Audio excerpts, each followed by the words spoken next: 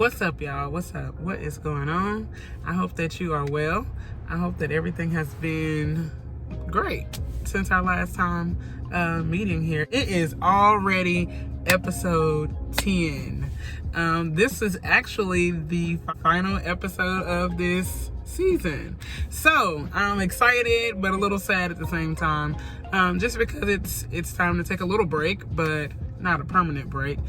Just to, do what needs to be done in that time and space. But before that break, the Lord has kind of been talking to me about the idea of forgiveness.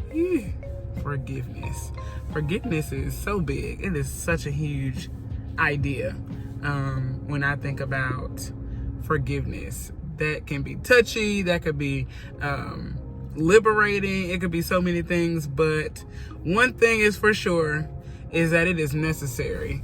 Forgiveness is something that you can't get around. No greater than you can get around obedience and everything else that we talked about. Forgiveness has to happen in order for us to access a lot of things that God has for us. One scripture that comes to mind when I just think about it, because this topic is not new.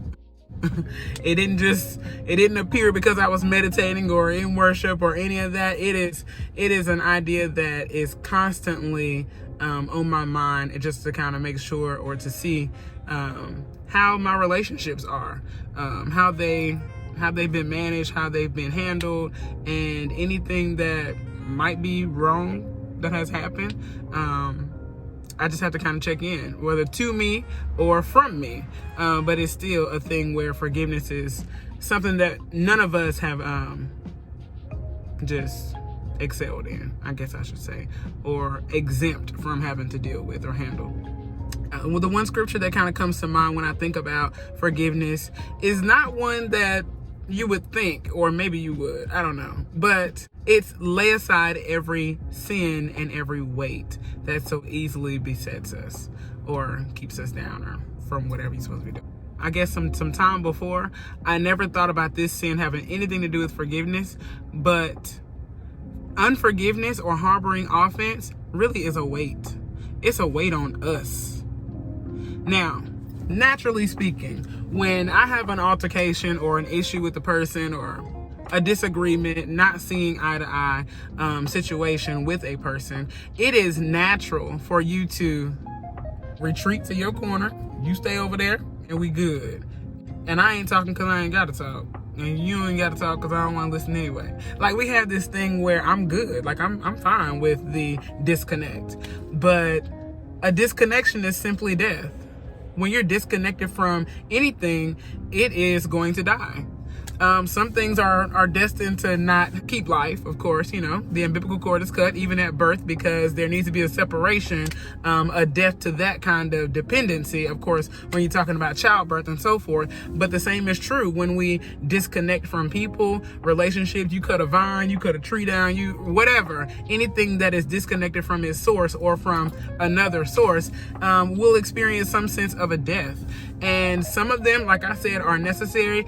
Others are not supposed to be a disconnection. And I think that when we're offended by people or from situations and we disconnect prematurely, recklessly, irresponsibly, we disconnect, I think that we experience a level of death that we should not. And all that sin is death. The wages of sin is death. Even the weight that we carry, that it kind of bogs you down and doesn't allow you to move at the pace that you need to move. I think that God is talking about that too when he says, lay aside every sin and every weight. We don't forget about it. Not for real. We be like, I ain't thinking about that. I'm good with that. No, you're not. You found a way to block it out. I find a way to block it out, to act like I don't think about it, to act like it doesn't affect me, and all those things that come with harboring or keeping unforgiveness. And I think that he's intentional when he tells us to lay it aside, because it's too heavy. It's not intended to go with us, to journey with us. And guess what? My experience has been, it won't journey with you. I remember when I was trying to decide what I was going to do with life next.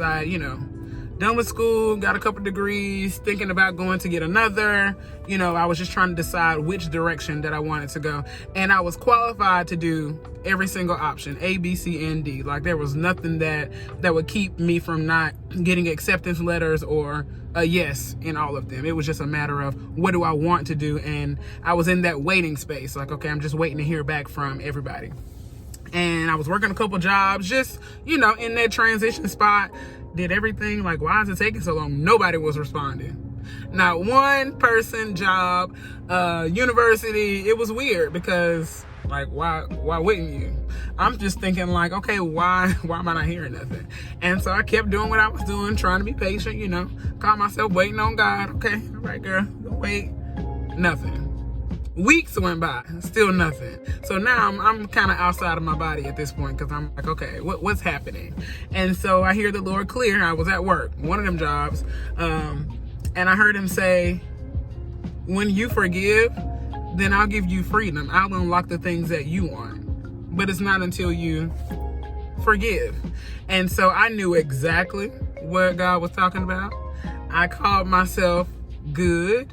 I called myself moving forward. I called myself being inspired and even motivated to go get it for myself, because I really had an offense from a place that had conditioned me to want to be overzealous, to be very motivated, to make sure that I always have everything that I need, that, whatever I was dealing with, I would never be subject to have to endure that kind of a situation again, because I was choosing to move on, to move forward, and to just, make the best out of what I could do in response to something I was honestly offended by.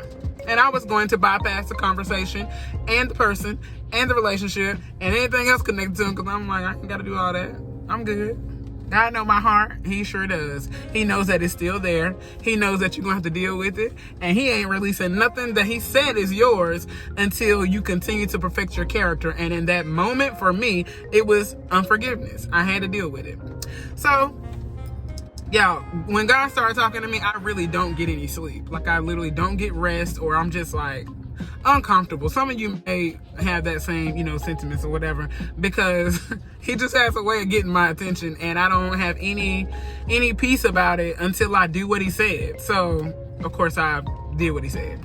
Reached out, took care of the situation or whatever, and literally, y'all, moments between the conversation that I had to have that I was avoiding, and I had avoided that conversation for years at that point. I just jumped in. He even told me what to say, told me how to do it. So I'm like, all right, go ahead and do this real quick. And not even fully ready in my mind. I wasn't ready to do it, but that didn't matter. So if you feel like you're not ready to handle some traumatic situations or offenses or things that just simply are crushing to your spirit, like you go to a place emotionally just thinking about the problem, or thinking about, whatever disappointed you or hurt you or left you wounded, scarred, bruised, whatever, just thinking about it still is not a reason to not do it. And that sounds harsh, but I had to push past how I felt and simply obey, do what he said. And those are those moments, y'all. I promise you, these are the moments where you learn to trust God. That is a very vulnerable place to be. My heart is on the line. I'm still hurting in that moment. I'm at a spot where I want to do that because I could not gauge the response that I was going to get. And so when you're open wide, it's like a wound open, and you don't know if somebody coming with a Band-Aid or if they're coming with a jar of salt. You really don't want to have that kind of a conversation. But I had to trust that God knew what I needed. He knew what I could handle in that moment. He knew the response that I was going to get or not get. And none of that even mattered. None of that mattered for real, because he needed for me to get back in right alignment with him so that he could extend more of what he had for me to me, but not without doing the work and the stuff that was really keeping me from it. And so he like, just trust me that you ain't gonna get broken. You're not gonna go into a memory lapse and get stuck in that place of what happened, the torture, the torment, or whatever is connected to this issue. It's not gonna go that way. I still got you. I'm still hiding you under the shadow. You're still in a good place with me, but you gotta listen. So I do whatever I'm supposed to do, handle the situation. And I promise y'all, in moments, literally moments, like minutes, as in moments, I started getting email responses. I started getting text thread responses that were confirming my acceptance to this, and job offers for that, or raise on this. Like, every single thing that I was waiting for was released in moments. And I think he handled my situation that way to show me how serious he was about me doing what he said and getting that unforgiveness up out of me. You can't do nothing for me walking around mad with everybody. Try the spirit by the spirit. What spirit showing up when you go do your work? All of your pain and all your stuff, even though you greeting at the door, but all we see is an experience is pain. And we're going to try the spirit by the spirit with you, and we might just get pride in response. Jealousy, envy. We got to deal with our stuff, y'all. We have to deal with our stuff and not be condemned by it. You might have to forgive yourself for whatever. He said, as far as the east is from the west, 70 times 7. He's casted our sins into the sea of forgetfulness. He ain't thinking about it no more. But what are we thinking about? Are we thinking that we gotta get to a spot where I'm good now? Now I can go and, deal with all my stuff, or I'm good now, so I can keep working. Forgiveness. We gotta learn how to forgive people, even if they don't deserve it. Because half of the time, if I judge it, I'm gonna say you don't. But I'm not the judge. His ways aren't my ways, and his thoughts aren't my thoughts. So when I am continuing to take on his nature, because he sees us the way he created us, not by the things that we have done. That's not how he sees us. So I started praying, God, please help me to see your people the way you see them, and not the way that I have experienced them.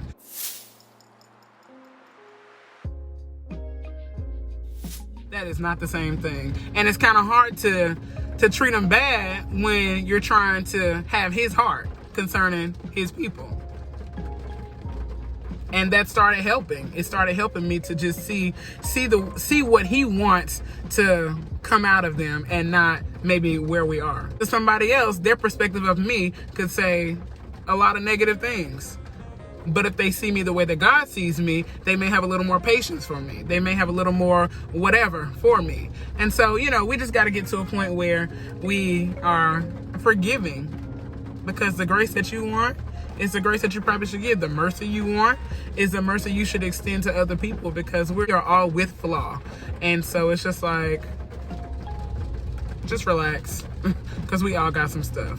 And you just don't want that to be the very thing that keeps you from the will of the Father, the blessings, all the affirmations. Child, you can say affirmations till you blue in the face, but if you are not dealing with the things that God has said are heavy, are weighty, are sinful, are just simply malice in your heart, or unforgiveness, how much of it are we really going to experience?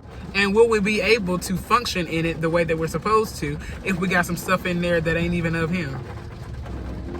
It's no way around it. It's not fun, but it is necessary.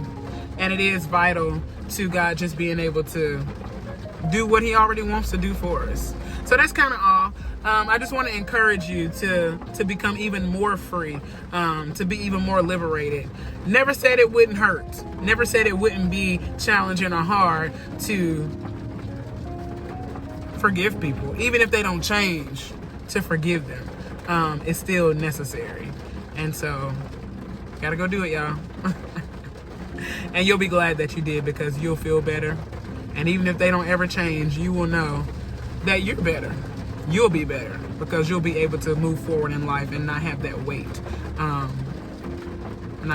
attached to you. So I love y'all. I pray that if you are harboring unforgiveness or anything in your heart that is not of God, anybody who has violated, offended, done treacherous, unspeakable acts towards you, to, you know, against you, whatever, that you will find the courage to forgive them, even if they don't even see how they're guilty. It don't matter. Free yourself so that you can live freely in God. And so, yeah. And so just drop a couple comments down there. I would like to hear from you guys sometimes. Some of you guys do it, but I'm just feeling the need, you know, to make a little announcement that I would like to hear some of your feedback. Whatever it is that you may be dealing with, that you, whatever, just, you know, feel free to share that with us here, because my hope is to build a community of people who feel comfortable enough to be transparent and to ask questions, to be inspired, encouraged. You guys encourage me. You inspire me to keep doing what I'm doing through this transparency and through this moment. And so I just want to kind of keep that circle growing and strengthened by us being open and honest, even in the comment section for now. So that's all that I kind of wanted to highlight. Again, this is our final episode of this season, and so I will be popping back on periodically just to kind of, you know, check in and have a few announcements and a few little snips here and there before we take off on season 2. But this has been an amazing ride. I mean, you know, I'm not driving today, but anyhow, I love y'all, and I will be around soon. Take care.